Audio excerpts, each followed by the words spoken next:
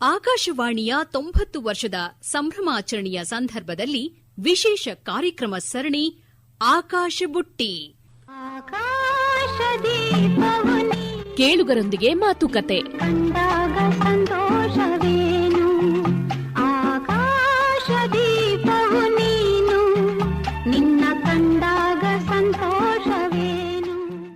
ಕೇಳುಗರಿಗೆಲ್ಲ ನಮಸ್ಕಾರ. ಆಕಾಶ ಬುಟ್ಟಿ ಕಾರ್ಯಕ್ರಮದಲ್ಲಿ ಆಕಾಶವಾಣಿ ಬಗೆಗಿನ ತಮ್ಮ ಒಲವನ್ನು, ತಮ್ಮ ಪ್ರೀತಿಯನ್ನು, ಪೂಜ್ಯನೀಯ ಭಾವದಿಂದ ನಮ್ಮ ಆಕಾಶವಾಣಿ ಬಗೆಗಿನ ಕೆಲವು ಮಾತುಗಳನ್ನು ನಮ್ಮ ಹಲವಾರು ಕೇಳುಗರು ಹೇಳ್ತಾರೆ. ಇವತ್ತಿನ ಕಾರ್ಯಕ್ರಮದಲ್ಲಿ ನಮ್ಮ ಜೊತೆಗೆ ಮಹಿಳಾ ಕೇಳುಗರಿದ್ದಾರೆ. ನಮಸ್ಕಾರ ಮೇಡಮ್. ನಮಸ್ಕಾರ. ತಮ್ಮ ಹೆಸರು? ವಸಂತ ಪ್ರಕಾಶ್ ಅಂತ. ವಸಂತ ಅವರೇ, ತಾವು ಏನು ಮಾಡ್ತಾ ಇದ್ದೀರಾ? ನಾನು ಹೌಸ್ ವೈಫ್, ಗೃಹಿಣಿ. ಓಕೆ. ಮೊದಲು ರೇಡಿಯೋ ಕೇಳಿದ್ದು ನಿಮ್ಗೆ ನೆನಪಿದೆಯಾ? ಖಂಡಿತ ನೆನಪಿದೆ. ಯಾಕೆಂದ್ರೆ ನಾನು ಅದ್ರ ಜೊತೆನೆ ನೋಡ್ಕೊಂಡು ಕೇಳ್ಕೊಂಡು ಬೆಳೆದಿದ್ದು. ಅದು ನಮ್ಮ ತಂದೆ ಕಾಲದಲ್ಲಿ ಅಂದ್ರೆ ಹಳೆ ರೇಡಿಯೋಗಳು ಅದೆಲ್ಲ ಇಟ್ಕೊಂಡಿದ್ವಿ. ಆ ರೇಡಿಯೋ ಅಂದ್ರೆ ಒಂಥರ ಅದಕ್ಕೊಂದು ಅಲಂಕಾರ ಮಾಡಿ ಅದ್ರ ಮುಂದೆ ಇಟ್ಕೊಂಡು ಆ ಬೆಳಗ್ಗೆ ನನಗೆ ಏನಕ್ಕೆ ಅಂದ್ರೆ ಬೆಳಗ್ಗೆ 6 ಗಂಟೆಗೆ ಕೇಳ್ತಾ ಇದ್ವಿ. ಜೊತೆಗೆ ಬೆಳಗ್ಗೆ ನ್ಯೂಸ್ ಬರೋದನ್ನ, ಯಾಕೆಂದ್ರೆ ನಾವು ಹಳ್ಳಿಲಿ ಬೆಳೆದಿದ್ದು. ಆಕ್ಚುಲಿ ನ್ಯೂಸ್ ಅನ್ನೋದು ನ್ಯೂಸ್ ಪೇಪರ್ ಎಲ್ಲ ಬರ್ತಾ ಇರಲಿಲ್ಲ ಅವಾಗ. ಅಲ್ಲೆಲ್ಲ ಕೂರಿಸ್ಬಿಡೋರು ನಮ್ಮ ತಂದೆ. ನೋಡಿ ನ್ಯೂಸ್ ಕೇಳಿ, ನಿಮಗೆ ಪ್ರಪಂಚದಲ್ಲಿ ಏನು ಆಗು ಹೋಗುಗಳು ಗೊತ್ತಾಗತ್ತೆ ಅಂತ ಕೇಳೋರು. 7:35ಕ್ಕೆ 7:05ಕ್ಕೆ ಪ್ರದೇಶ ಸಮಾಚಾರ ಬರುತ್ತೆ ಬೆಳಿಗ್ಗೆ. 7:35ಕ್ಕೆ ರಾಷ್ಟ್ರೀಯ ವಾರ್ತೆಗಳು. ಅದನ್ನು ನಮ್ಮ ತಂದೆ ತುಂಬಾ ಕೇಳೋರು. ನಮ್ಮನ್ನೆಲ್ಲ ಕೂರಿಸಿ ಕೇಳೋರು, ಹೇಳಿ ಎಲ್ಲ ತಿಳ್ಕೊಳ್ಳಿ ಅಂತ ಹೇಳೋರು. ಎಲ್ಲರಿಗೂ ಕೂಡ ಜ್ಞಾನ ಬಹಳ ಮುಖ್ಯ. ಹೌದು. ಅದಕ್ಕೆ ನಿಮ್ಮ ತಂದೆ ನನ್ನ ಮಕ್ಕಳಿಗೆ ಎಲ್ಲ ನಾಲೆಜ್ ಗೊತ್ತಿರಲಿ, ದೇಶದಲ್ಲಿ ಏನು ನಡೀತಾ ಇದೆ, ಆಗು ಹೋಗುಗಳು. ಆದ್ರೆ ಪತ್ರಿಕೆ ಇರಲಾರ್ದ ಸಮಯದಲ್ಲಿ ರೇಡಿಯೋ ನಮಗೆ ಅದು ಪತ್ರಿಕೆಯಾಗಿ ಕೆಲಸ ಮಾಡಿದೆ. ಇದ್ದಿದೆ ಆ ಮಾಧ್ಯಮ. ರೇಡಿಯೋಗಾಗಿ ಒಂದು ಸಲ ನಾವು ಒಂದು ಬಹಳ ದೊಡ್ಡ ಮಟ್ಟಕ್ಕೆ ಬಂಡವಾಳ ಹಾಕಬೇಕಾಗಿಲ್ಲ.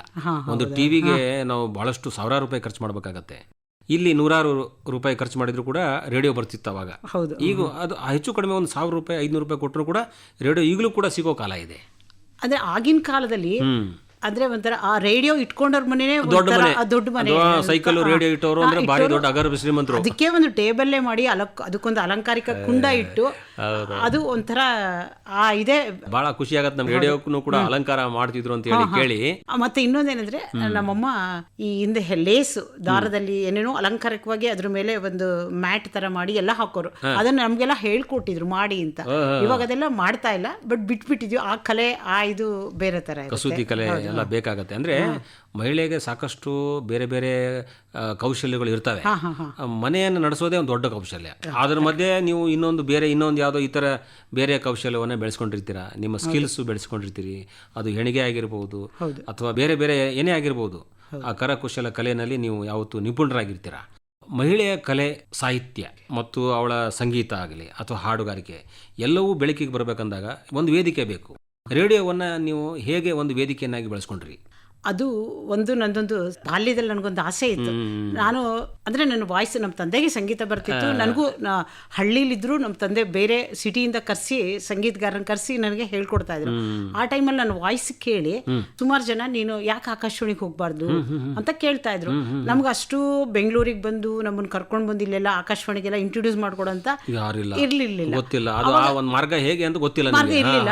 ನಾವೆಲ್ಲ ಹಳ್ಳಿಲಿ ಇದ್ದಿದ್ರಿಂದ ಆಗ ಪ್ರತಿಭೆ ನಮಗೆ ಬೆಳೆಯಕ್ಕೆ ಆಗ್ಲಿಲ್ಲ. ನಮ್ಗೆ ಈಗಿನಷ್ಟು ಅನುಕೂಲ ಇದ್ದಿದ್ರೆ ನಾವು ಬೆಳೀತಿದ್ವೋ ಏನೋ ಅಂತ ಬರ್ತಿದ್ರಿ. ನೀವು ಕೂಡ ಆಕಾಶವಾಣಿಯ ಒಬ್ಬ ಸಿಬ್ಬಂದಿ ಆಗಿರ್ತಿದ್ರಿ. ಆ ಫೀಲಿಂಗ್ ನನಗೆ ಈಗಲೂ ಇದೆ. ಮನಸ್ಸಿಗೆ ಬೇಜಾರಾಯ್ತು.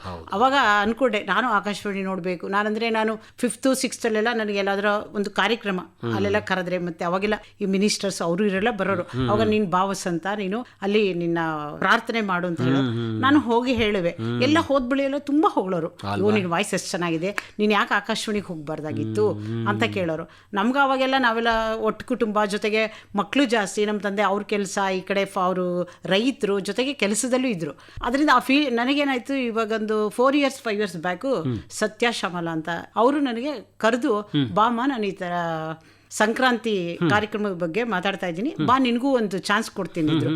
ಅವತ್ತಿನ ದಿನ ಅವ್ರು ಕರೆದಾಗ ನನಗೆ ಒಂಥರ ಎಷ್ಟು ದುಃಖ ಆಯ್ತು ಅಂದ್ರೆ, ಅಯ್ಯೋ ನನಗೆ ಇವ್ರ ಮುಂಚೆನೆ ಪರಿಚಯ ಆಗಿರ್ಬಾರ್ದಾಗಿತ್ತ ಆ ಫೀಲಿಂಗ್ ಇತ್ತು. ಇವಾಗ್ಲೂ ನಾನು ಅವ್ರಿಗೆ ಥ್ಯಾಂಕ್ಫುಲ್ ಆಗಿರ್ತೀನಿ. ಅವ್ರು ಇವಾಗ ಪುನಃ ಕರೀತಾರೆ. ಅದು ಇರುತ್ತೆ ಆ ಒಂದು ಕೃತಜ್ಞತಾ ಭಾವ ಬೇಕು. ಯಾಕಂದ್ರೆ ನಮ್ಗೆ ಯಾರು ಇಲ್ಲಿ ಕೈ ಹಿಡ್ಕೊಂಡು ಕರ್ಕೊಂಡು ಬಂದ್ರು, ಇಲ್ಲಿವರೆಗೂ ಯಾರು ತಂದು ನನಗೆ ಪರಿಚಯ ಮಾಡಿಸಿದ್ರು, ಅದೆಲ್ಲ ಬೇಕಾಗತ್ತೆ. ಅಂದ್ರೆ ಇಲ್ಲಿವರೆಗೂ ಬರಬೇಕು ಅಂತ ಅನ್ನೋದು ಒಂದು ಉತ್ಸಾಹ ನಿಮ್ಮಲ್ಲಿ ಇತ್ತು, ಆ ತುಡಿತ ಇತ್ತು. ಆದ್ರೆ ನನ್ನ ಆಸೆನ ಭಗವಂತ ಈಗ ಈ ಏಜ್ ಅಲ್ಲಿ, ಇವಾಗೆಲ್ಲ ಏಜ್ ಆದ್ಮೇಲೆ ಇದು ಮಾಡಿದ.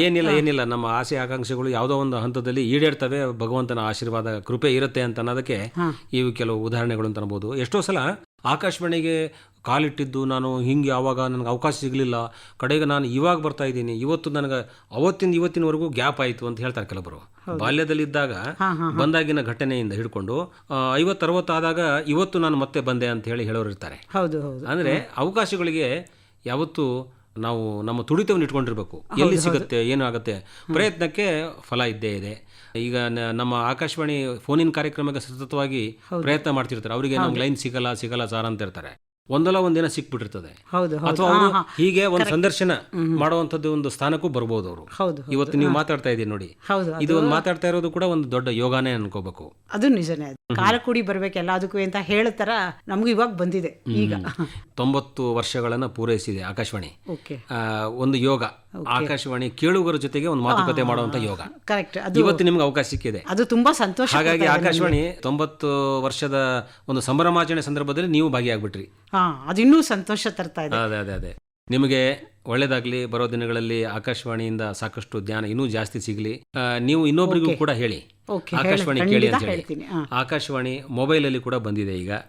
ನ್ಯೂಸ್ ಆನ್ ಏರ್ ಆ್ಯಪ್ ಮೂಲಕವಾಗಿ ದೇಶದ ಎಲ್ಲ ಆಕಾಶವಾಣಿಗಳನ್ನು ಕೇಳಬಹುದು. ನಮ್ಮ ರಾಜ್ಯದ ಆಕಾಶವಾಣಿಗಳನ್ನು ಕೇಳಿ, ಬಟ್ ಬೇರೆ ಆಕಾಶವಾಣಿ ಕೇಳಬೇಕಂದಾಗೂ ಕೂಡ ಕೇಳಬಹುದು. ನಮ್ಮ ಕಲೆ ಸಾಹಿತ್ಯ ಸಂಸ್ಕೃತಿಯನ್ನು, ದೇಶದ ಎಲ್ಲ ಕಲೆ ಸಂಸ್ಕೃತಿಯನ್ನು ನಾವು ರೇಡಿಯೋ ಮೂಲಕವಾಗಿಯೇ ತಿಳ್ಕೊಬಹುದು.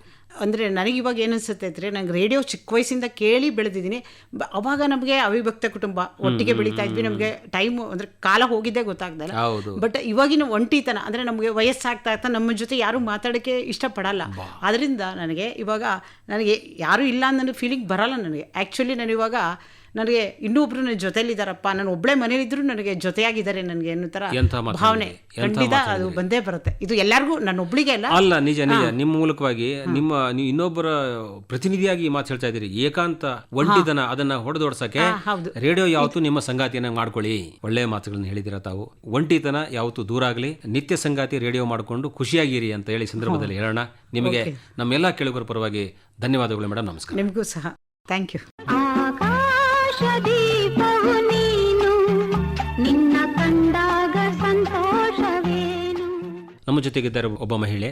ನಮಸ್ಕಾರ ಮೇಡಮ್, ತಮ್ಮ ಹೆಸರು? ನಮಸ್ಕಾರ, ನನ್ನ ಹೆಸರು ಗಾಯತ್ರಿ ಗೋಪಾಲ್ ಅಂತ. ನಾವು ಆರ್ಟಿ ನಗರಿಂದ ಬಂದಿದ್ದೀವಿ. ಹೌದಾ? ಈಗ ನಾವು ಆಕಾಶವಾಣಿಗೆ ತಾವು ಬಂದಾಗ ಇಲ್ಲಿ ನಿಮಗೆ ಒಂದು ಅವಕಾಶ ಸಿಕ್ಕಿರ್ತದೆ, ಯಾವುದೋ ಬೇರೆ ಬೇರೆ ಕಾರ್ಯಕ್ರಮಗಳಿಗೆ ಧ್ವನಿಯಾಗಿ ಬಂದಿರ್ತೀರಾ. ಅಲ್ಲಿ ಏನೋ ಒಂದು ನಿಮ್ಮ ಪ್ರತಿಭೆಯನ್ನು ತೋರಿಸ್ಲಿಕ್ಕೆ ಬಂದಿರ್ತೀರಾ. ಆಕಾಶವಾಣಿಗೆ ನೀವು ಮೊದಲ ಬಾರಿಗೆ ಬಂದಿದ್ದು ಯಾವ ಕಾರ್ಯಕ್ರಮ ಕೊಡ್ಲಿಕ್ಕೆ? ಸಣ್ಣವಳಿದ್ದಾಗ ಮಕ್ಕಳ ಕಾರ್ಯಕ್ರಮಕ್ಕೋಸ್ಕರ ಹಿಂದೆ ಮುತ್ತೂರು ಕೃಷ್ಣಮೂರ್ತಿಗಳಂತಿದ್ರು, ಅವ್ರ ಜೊತೆ 1-2 ಸತಿ ಬಂದಿದ್ದೆ ನಾನು. ಹೌದಾ? ಆಮೇಲಿಂದ ನಮ್ದು ಓದು ಮದುವೆ ಇದು ಸಂಭ್ರಮದಿಂದ ನಾವು ಬರಲಿಲ್ಲ. ನಿಮ್ದು ಊರು ಯಾವುದು? ಹಾಸನ. ಹಾಸನದಲ್ಲಿ ಆಕಾಶವಾಣಿ ಇದೆ. ಅಲ್ಲಿ ಹೋದಾಗ ರೇಡಿಯೋ ಕೇಳಿದಿರಾ? ಇಲ್ಲ, ಅವಾಗಿನ್ನೂ ಸಣ್ಣ ಹುಡುಗಿ. ಹಂಗೆ ಒಂದು ಹಾಸನಮ್ಮನ ದೇವಸ್ಥಾನ ತೆಗ್ದಾಗ ಹೋಗ್ತೀವಿ. ಆಮೇಲೆ ಇನ್ನೊಂದು ಹಾಸನದ ಹತ್ರನೇ ಮಾವಿನಕೆರೆ ಅಂತ ಇದೆ, ಅಲ್ಲಿಗೆ ದೇವ್ರ ತೇರ್ಗೋಸ್ಕರ ಹೋಗ್ತೀರಾ? ಅವಾಗ ಆಕಾಶವಾಣಿ ಹಾಸನ ಕೇಳ್ತೀರಾ? ಅಂದ್ರೆ ಯಾರು ರೇಡಿಯೋ ಹಾಕಿದ್ರೆ ನಮ್ ಕಿವಿಗೆ ಇಂಪಾಗಿ ಕಾಣಿಸುತ್ತೆ. ಇಲ್ಲಿ ಬೆಂಗಳೂರಲ್ಲಿ ಇರೋದ್ರಿಂದ ಬೆಂಗಳೂರು ಆಕಾಶವಾಣಿ ಸತತವಾಗಿ ಕೇಳ್ತೀವಿ ನಾವು. ರೇಡಿಯೋ ನಮ್ಮ ದಿನನಿತ್ಯದ ಸಂಗಾತಿ ಅಂತ ಹೇಳ್ತೀವಿ ನಾವು. ಹೌದು. ಹೇಗೆ ನಿಮ್ಮ ದಿನನಿತ್ಯದ ಸಂಗಾತಿ? ಅಂದ್ರೆ ಇವಾಗ ಮನಸ್ಸಿಗೆ ಏನಾದ್ರು ಸ್ವಲ್ಪ ಬೇಜಾರಾಗಿದ್ದಾಗ ಒಂದು ಲೈಟ್ ಮ್ಯೂಸಿಕ್, ತಪ್ಪಿದ್ರೆ ಒಳ್ಳೆ ಸ್ಪೀಚ್ ಏನಾದ್ರು ಬಂದ್ರೆ ನಾವು ಅದನ್ನ ರೇಡಿಯೋ ಮುಖಾಂತರನೇ ಕೇಳ್ಬೇಕಾಗತ್ತೆ. ಯಾಕಂದ್ರೆ ಯಾವಾಗ್ಲೂ ನಾವು ಟಿವಿ ಮುಂದೆ ಕೂತಿರಕ್ ಆಗೋದಿಲ್ಲ ಅಲ್ವಾ. ಅದರಿಂದ ರೇಡಿಯೋ ಆದ್ರೆ ನಮ್ಗೆ ಎಷ್ಟು ದೂರದಲ್ಲಿ ಹಾಕೊಂಡ್ರು ನಮ್ ಕಿವಿಗೆ ಇಂಪಾಗಿ ಕೇಳಿಸುತ್ತೆ ಅಂತ ನಮ್ಮ ಅಭಿಪ್ರಾಯ. ಬಹಳ ಒಳ್ಳೆಯ ಅಭಿಪ್ರಾಯ ಹೇಳಿದಿರಿ. ಈಗ ನಾವಾಗಿ ನಮ್ಮ ಆಯ್ಕೆ, ಉದಾಹರಣೆ ಮೊಬೈಲ್ ಅಲ್ಲಿ ಒಂದು ಭಾವಗೀತೆ ಇದೆ ಅನ್ಕೊಳ್ಳೋಣ, ಅದನ್ನ ನಾವಾಗಿ ಹಿಂಗೆ ಟಚ್ ಮಾಡಿ ಅದನ್ನ ಸರ್ಚ್ ಮಾಡಿ ಅದನ್ನು ಕೇಳಬೇಕು. ಹೌದು. ಮುಂದಿನ ಭಾವಗೀತೆ ಕೇಳಬೇಕಂದಾಗ ಮತ್ತು ಸರ್ಚ್ ಮಾಡಬೇಕು. ಈ ಆಕಾಶವಾಣಿನಲ್ಲಿ ಆಯ್ಕೆ ನಮ್ಮ ಕೈಯಲ್ಲಿಲ್ಲ. ಹೌದು. ಅದು ನಿರಂತರವಾಗಿ ನಿಮಗೆ ನಿಮ್ಮ ಭಾವನೆ ತಕ್ಕಂಗೆ ಬೇಕಾಗಿರೋ ಹಾಡುಗಳನ್ನು ಕೊಡ್ತಾ ಹೋಗುತ್ತೆ. ಅಂದ್ರೆ ನಾವು ರೇಡಿಯೋ ಕೇಳೋದನ್ನ ಒಂದು ಹವ್ಯಾಸವನ್ನಾಗಿ ಮಾಡ್ಕೊಂಡ್ರೆ ಮಾತ್ರ. ಆಕಾಶವಾಣಿನಲ್ಲಿ ಎಲ್ಲಾ ಬೇರೆ ಬೇರೆ ಕಾರ್ಯಕ್ರಮಗಳ ಮೂಲಕವಾಗಿ ಎಲ್ಲಾ ಕೇಳುಗರನ್ನು ಕೂಡ ಸಂತೃಪ್ತಗೊಳಿಸುವ ಕೆಲಸವನ್ನ ಮಾಡಿದೆ. ಹಾಗಾಗಿ ನಾವು ಕೈಯಾರೆ ನಾವು ಸರ್ಚ್ ಮಾಡೋದಕ್ಕಿಂತ ಆಕಾಶವಾಣಿ ಕೊಡೋ ಕಾರ್ಯಕ್ರಮ ಹೇಗಿರುತ್ತೆ, ಆಯ್ಕೆಯನ್ನು ಆಕಾಶವಾಣಿ ಬಿಟ್ಬಿಡ್ಬೇಕು. ಹೌದು. ಆವಾಗ ನಮ್ಮ ಮನಸ್ಸಿಗೆ ನಿರಂತರವಾಗಿ ಖುಷಿ ಸಿಗತ್ತೆ ಅಂತ ಅನ್ಕೋಬಹುದು. ಹೌದು, ಇವಾಗ ನಾವು ಸರ್ಚ್ ಮಾಡಿ ಹಾಕೋದಿಕ್ಕಿಂತ ರೇಡಿಯೋನಲ್ಲಿ ಬರೋದ್ರಿಂದ ಅವರೇ ಎಲ್ಲ ಆಯ್ಕೆ ಮಾಡಿ ಹಾಕ್ತಾರೆ ಅಲ್ವಾ, ಅದರಿಂದ ಅದು ಕೂಡ ಖುಷಿ ಪಡುವಂತ ಮಾರ್ಗ. ಮತ್ತೆ ಕೆಲವು ಸಂಭಾಷಣೆಗಳು, ಒಬ್ಬರನ್ನ ನೀವು ಇಂಟರ್ವ್ಯೂ ಮಾಡೋ ರೀತಿ, ಅದೆಲ್ಲ ಚೆನ್ನಾಗಿರತ್ತೆ ಅಂತ ನಮ್ಮ ಅಭಿಪ್ರಾಯ ಅಲ್ವಾ. ದೊಡ್ಡ ದೊಡ್ಡ ವ್ಯಕ್ತಿಗಳ ಮಾತುಕತೆಗಳು, ರೈತರ ಅನುಭವಗಳು, ದೊಡ್ಡ ದೊಡ್ಡ ಕಲಾವಿದರ ಮಾತುಗಳು, ಅಥವಾ ಅವರ ಕಲೆ. ಈಗ ಒಬ್ಬ ಮೃದಂಗ ಕಲಾವಿದ ಬಂದ್ರಂದ್ರೆ ಅವರು ಮೃದಂಗ ಸಾಥ್ ಕೊಟ್ಟು ಹೋಗಿರ್ತಾರೆ, ಆದ್ರೆ ಅವ್ರ ಮಾತುಕತೆಗಳು ಇರಲ್ಲ. ಅಂತವ್ರ ಮಾತುಗಳು ಕೂಡ ಬೇಕಾಗಿದೆ ಇವತ್ತು ಅಲ್ವಾ. ಒಳ್ಳೊಳ್ಳೆ ಕಲಾವಿದರನ್ನ ನೀವು ಸಂದರ್ಶಿಸ್ತೀರಲ್ಲ, ಅದನ್ನ ಕೇಳೋದ್ರಿಂದ ನಮ್ಗೆ ಮಕ್ಕಳಿಂದ ಹಿಡಿದು ಮಹಿಳೆಯರವರೆಗೂ, ಮುದುಕರಿಗೆ, ಎಲ್ಲರಿಗೂ ಕೂಡ ಬಹಳ ಆಪ್ತವಾದಂತಹ ಒಂದು ಪ್ರಿಯವಾದಂತಹ ಮಾಧ್ಯಮ ಆಕಾಶವಾಣಿ. ಹೌದು, ಇದು ತುಂಬಾನೇ ನಮಗೆ ಮಾಹಿತಿ ಕೊಡುತ್ತೆ, ಶೈಕ್ಷಣಿಕವಾಗಿ ನಮಗೆ ಒಂದು ಉತ್ಕೃಷ್ಟ ಜ್ಞಾನವನ್ನು ಕೂಡ ಕೊಡುತ್ತೆ. ಅದನ್ನು ಮಾಡ್ತಾ ಮಾಡ್ತಾ ಹೋಗ್ಬೇಕಾಗತ್ತೆ. ಇದು ಎವರ್ಗ್ರೀನ್ ಅಂತ ಹೇಳಬಹುದು ರೇಡಿಯೋನ. ಹಿಂದೆ ಎಲ್ಲ ನೀವು ಟ್ರಾನ್ಸಿಸ್ಟರ್ ಇಲ್ಲದೆ ಇರುವಾಗ್ಲೂ ಸಹ ಮೇನ್ ನಾವು ರೇಡಿಯೋ ಹಾಕೊಂಡೋದಕ್ಕಿಂತ ಟ್ರಾನ್ಸಿಸ್ಟರ್ನ ನಾವು ಎಲ್ಲಿಂದ ಅಲ್ಲಿ ಇಟ್ಕೊಂಡು ಕೇಳೋ ಅವಶ್ಯಕತೆ ಇತ್ತು. ಮತ್ತೆ ನೀವು ಫಿಲಂ ಇದನ್ನೆಲ್ಲ ಹಾಕ್ತಾ ಇದ್ರಿ, ಸೌಂಡ್ ಟ್ರ್ಯಾಕ್ ಹಾಕ್ತಿದ್ರಿ, ಒಳ್ಳೊಳ್ಳೆ ಕಲಾವಿದರನ್ನ ಇಂಟರ್ವ್ಯೂ ಮಾಡ್ತಾ ಇದ್ರಿ, ಒಳ್ಳೊಳ್ಳೆ ಸಾಹಿತ್ಯ ಇರೋರ್ನ, ಕ್ಲಾಸಿಕಲ್ ಸಂಗೀತನ ನೀವು ಕೊಡ್ತಾ ಇದ್ರಿ. ಬಟ್ ಇವಾಗ ಸ್ವಲ್ಪ ಅದು ಕಡಿಮೆ ಆಗಿದೆ ಅಂತ ಅನ್ಸುತ್ತೆ ನಮ್ಗೆ. ಈಗ ನೀವು ಹೇಳಿದ್ರಿ ನೋಡಿ, ಕಡಿಮೆ ಆಯ್ತು ಸ್ವಲ್ಪ ಅಂತ ಹೇಳಿ.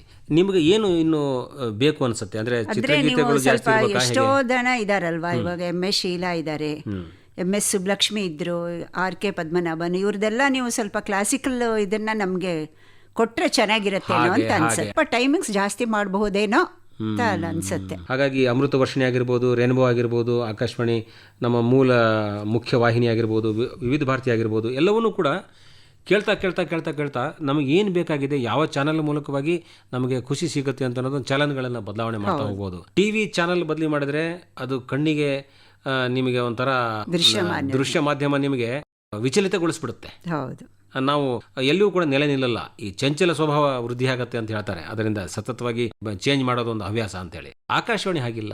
ನೀವು ಅಕಸ್ಮಾತ್ ಚಾನಲ್ ಚೇಂಜ್ ಮಾಡಿದ್ರೆ ಅಲ್ಲಿ ಯಾವುದೋ ಒಂದು ಉತ್ತಮವಾದದ್ದೇ ನಿಮಗೆ ಸಿಗುತ್ತೆ. ಹೌದು, ಅದು ಒಪ್ಕೊಳ್ಬೇಕಾದ ವಿಷಯ. ಬಟ್ ಇದು ಕ್ಲಾಸಿಕಲ್ ಪ್ರೋಗ್ರಾಮ್ ನೀವು ಸ್ವಲ್ಪ ಇಂಪ್ರೂವ್ ಮಾಡಬಹುದೇನೋ ಅಂತ ನಮ್ಮ ಅಭಿಪ್ರಾಯ. ಒಳ್ಳೆಯದು. ಕ್ಲಾಸಿಕಲ್ ಕಾರ್ಯಕ್ರಮಗಳು ನಮ್ಮ ಮುಖ್ಯವಾಹಿನಿಯಲ್ಲಿ ಕೂಡ ಬರ್ತದೆ. ಹೌದು, ರಾಷ್ಟ್ರೀಯ ಸಂಗೀತ ಕಾರ್ಯಕ್ರಮ ಕೂಡ ಬರುತ್ತೆ. ಅಲ್ಲಿ ನೀವು ರಾಷ್ಟ್ರದ ಮಹಾನ್ ಕಲಾವಿದರ ಸಂಗೀತವನ್ನು ಕೂಡ ಕೇಳ್ತಾ ಇದ್ದೀರಾ. ನಿರಂತರವಾಗಿ ರಾಗಂ ಏನು ಈಗ ಅಮೃತ ವರ್ಷಿಣಿನಲ್ಲಿ ಏನು ಬರ್ತಾ ಇದೆ, ನಿರಂತರವಾಗಿ ನಿಮಗೆ ಬೇಕಾಗಿರುವಂತಹ ಕಲಾವಿದರ ಕಲೆಯನ್ನು ಕೂಡ ಅಲ್ಲಿ ನೀವು ಆಸ್ವಾದಿಸಬಹುದು. ಮುಂದಿನ ಪೀಳಿಗೆಗೆ ತಾವು ಹೇಗೆ ರೇಡಿಯೋ ಮಹತ್ವವನ್ನು ಸಾರಬಲ್ರಿ? TV ನೋಡೋದ್ರಿಂದ ಕಣ್ಣಿಗೆ ಸ್ವಲ್ಪ ಹಾನಿಕರ ಆಗುತ್ತೆ. ನೀವು ರೇಡಿಯೋ ಎಲ್ಲಿ ಬೇಕಾದ್ರೂ ನೀವು ಕೈಯಲ್ಲಿ ಇಟ್ಕೊಂಡು ಓಡಾಡಿಕೊಂಡು ಕೇಳಬಹುದು. ಅದರಿಂದ TV ನೋಡೋದಕ್ಕಿಂತ ನೀವು ರೇಡಿಯೋನ ಆಶ್ವಾಸಿದ್ರೆ ಚೆನ್ನಾಗಿರುತ್ತೇನೋ ಅಂತ ಅನ್ಸುತ್ತೆ. ರೇಡಿಯೋ ನಿಮಗೆ ತುಂಬಾ ಸಹಾಯ ಮಾಡಿದೆ. ರೇಡಿಯೋ ನಿಮಗೆ ಬಹಳ ಆನಂದ ಕೊಟ್ಟಿದೆ, ಮನರಂಜನೆ ಕೊಟ್ಟಿದೆ, ಜ್ಞಾನ ಕೊಟ್ಟಿದೆ. ನಿಮ್ಮ ಹಾಗೆ ಇನ್ನೊಬ್ರಿಗೂ ಕೂಡ ಒಳ್ಳೆಯದಾಗಲಿ ಅಂತ ಆ ಒಂದು ಆಶಯ ವ್ಯಕ್ತಪಡಿಸಿದ್ರೆ ನಮ್ಮೆಲ್ಲ ಕೇಳುಗರ ಪರವಾಗಿ ನಿಮಗೆ ಧನ್ಯವಾದಗಳು ಮೇಡಮ್. Thank you sir. ಇದುವರೆಗೆ ಕೇಳಿದಿರಿ ಕೇಳುಗರೊಂದಿಗೆ ಮಾತುಕತೆ. ಪ್ರಸ್ತುತಿ ಜಾಂಪಣ್ಣ ಆಶಿಹಾಳ್.